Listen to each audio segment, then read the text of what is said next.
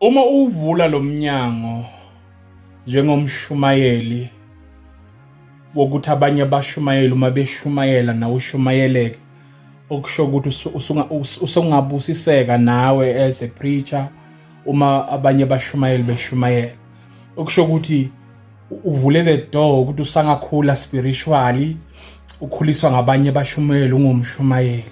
Ngoba once wavala lesicabha, once wavala lo mnyango ukuthi wena ukhipha intshumayelo kuphela kodwa ayikho intshumayelo engena kuwe, yitetele nje lento. Uvula umnyango, wonke umuntu akhuluma isambulo sakhe, wonke umuntu akhulumile irevelation anayo.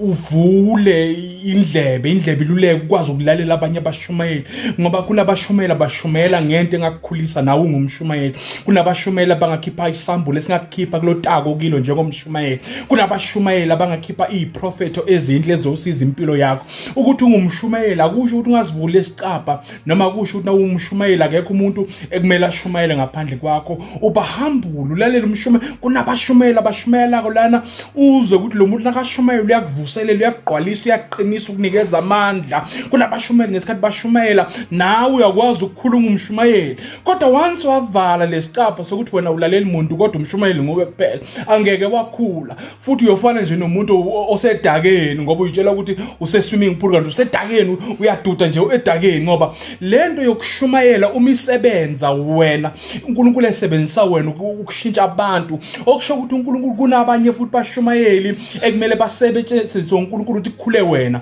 Ngoba ukuthi wena uyashumayela kusho ukuthi right, uphelelisiwe, uperfect. Nawe kukhona la kumele ualign khona ngomunye umshumayeli ekumele uzehlise wena, umvumele uNkulunkulu amsebenzise so that you can be aligned when as umshumayeli.